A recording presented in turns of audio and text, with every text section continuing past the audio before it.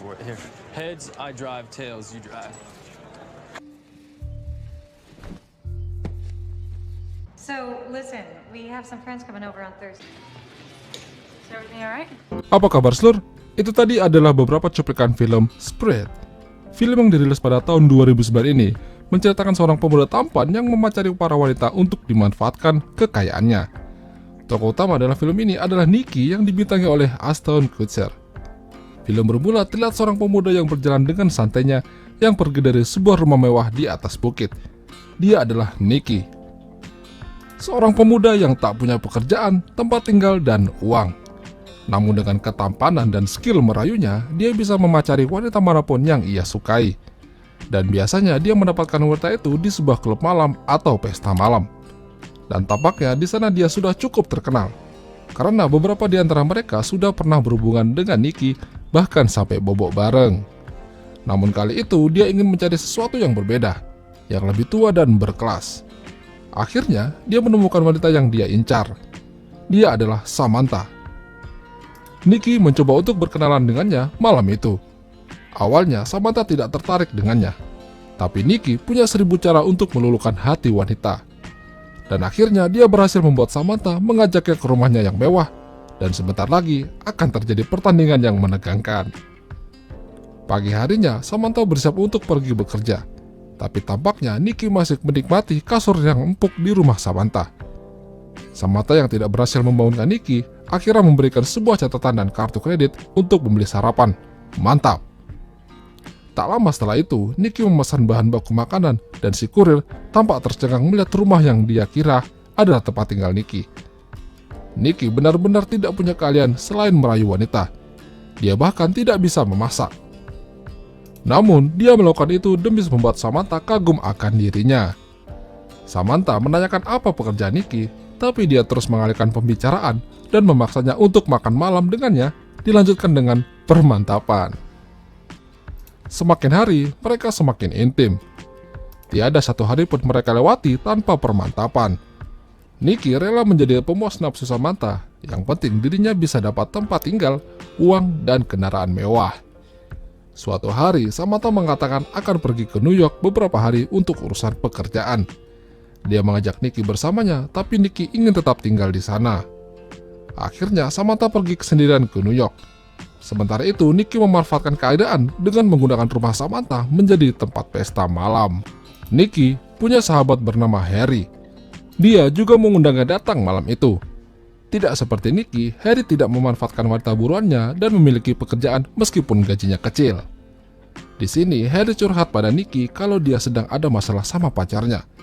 Dan Nicky pun bersedia memberikan saran untuknya. Selang beberapa menit, Nicky didatangi seorang wanita dan permantapan pun terjadi lagi. Di sana, Harry dan Nicky berbincang kalau mereka harus memulai hidup normal, punya pekerjaan, rumah yang layak, dan seorang istri, karena mereka semakin menua. Tapi Nicky tampaknya masih menikmati hidup itu. Paginya, Samantha menelpon Nicky yang sedang bersantai di kolam renang miliknya.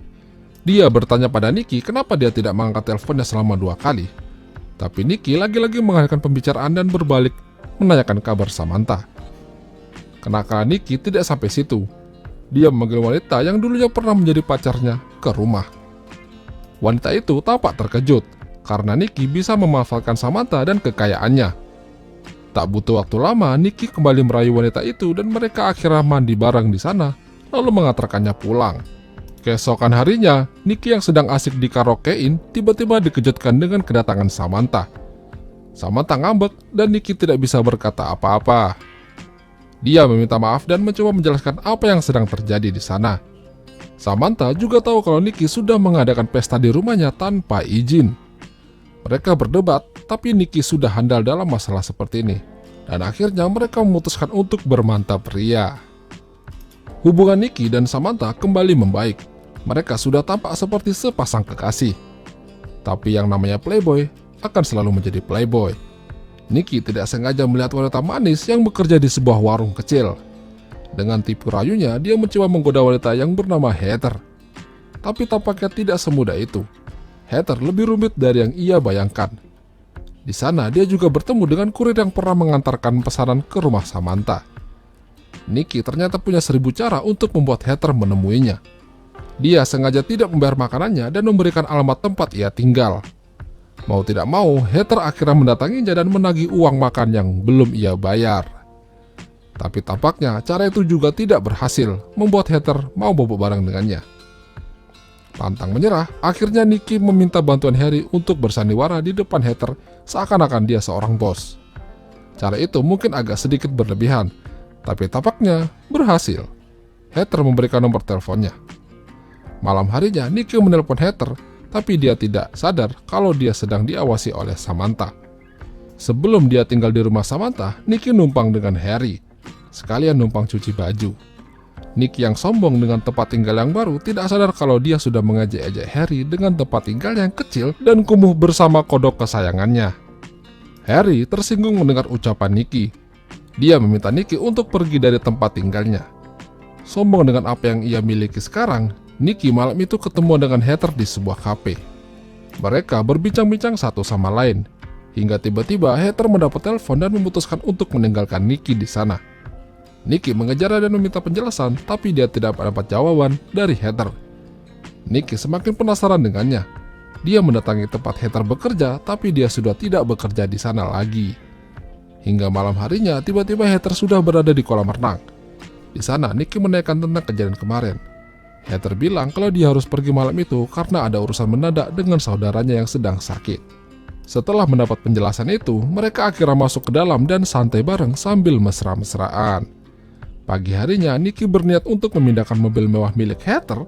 Di sana dia melihat ada sebatang cerutu dan pastinya bukan milik Heather. Nicky langsung memarahi Heather dan memintanya untuk pergi dari situ. Heather ternyata bukan seperti yang ia kira. Dia sama saja dengan Nicky, suka berpindah-pindah pasangan. Dan mobil mewah itu juga bukan miliknya. Setelah itu, Nicky menjemput Samantha yang habis keluar dari rumah sakit. Samantha habis melakukan operasi pengencangan mulut goa dan dokter memintanya untuk tidak menggasaknya dulu selama 5 hari. Tapi tampaknya Nicky tidak bisa menahan selama itu. Dan bisa ditebak kalau dia mencari wanita lain. Esoknya, Samantha telah menunggunya di sofa dan menanyakan dari mana Nicky semalam. Dia tidak pulang dan tidak mengangkat telepon darinya. Samantha hari itu sudah semakin muak dengan tingkah Nicky. Dia menyuruhnya untuk pergi dari rumahnya dan membawa semua barang-barang yang sudah ia beli dengan kartu kreditnya. Nicky semakin kesal saat HP-nya dilempar ke kolam oleh Samantha. Dia pun akhirnya meninggalkan Samantha dan kembali menjadi gembel jalanan. Dia mencoba untuk mencari tempat tinggal di salah satu gebetannya, tapi dia mendapat penolakan. Karena dia tidak punya uang sedikit pun, dia menjual bajunya tapi hanya dihargai murah.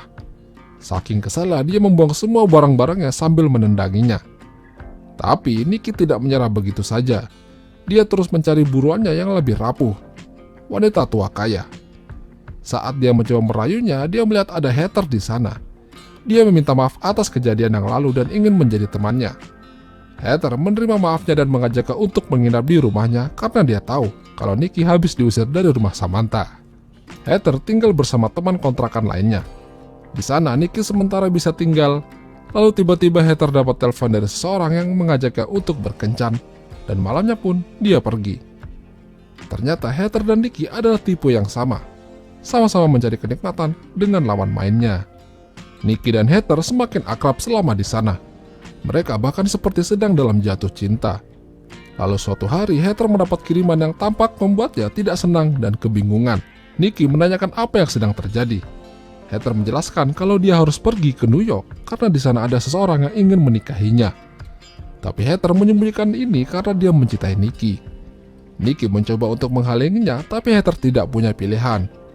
Orang yang ingin menikahinya adalah orang tajir. Sementara Nicky tidak punya pekerjaan, rumah dan bahkan tabungan. Akhirnya Nicky juga tidak bisa berkata apa-apa dan membiarkan Heather pergi ke sana. Semenjak Heather pergi, Nicky lagi-lagi mencoba peruntungan dengan menggait wanita lain. Suatu hari dia mendapat telepon dari Heather dan dia mendengar suara wanita bersamanya. Heather akhirnya ngambek dan menutup teleponnya. Tampaknya Nicky juga mencintai Heather. Dia semakin galau. Lalu dia teringat kalau ada teman kontrakan Heather bernama Eva di sana dan curhat tentang Heather padanya. Setelah mendengar semua yang terjadi, Eva menyarankan kalau Nicky harus bertindak. Dia harus menyusulnya ke New York. Akhirnya dia menuju bandara ditemani Eva dan Harry untuk menyusul Heather. sampailah Nicky di New York dan mendatangi alamat Heather berada. Dia melihat Heather yang penampilannya sudah berubah jauh. Nicky mencoba mengajaknya untuk pulang, tapi Heather tidak bisa. Karena dia butuh semua ini untuk hidup, meskipun dia tidak mencintai pria yang ia nikahi. Hingga akhirnya suami Heather datang dan dia meminta suaminya untuk memberikan uang pada Nicky dengan mengatakan kalau Nicky adalah kurir. Nicky hanya bisa terdiam mendengar itu dan terasa sakit sekali. Nicky kembali dengan tangan hampa. Dia telah ditinggalkan wanita yang ia cintai. Tapi hidup harus terus berlanjut. Nicky menjadi seorang kurir dan mendapat orderan di rumah yang pernah ia tinggali dulu, rumah Samantha. Tapi itu semua menjadi pelajaran untuknya supaya lebih bisa menghargai waktu dan hidup. Dan akhirnya, film pun berakhir. Itulah tadi alur cerita film Split. Jadi, pesan moral apa yang kalian dapat dari film ini? Silahkan tinggalkan like dan sampai jumpa.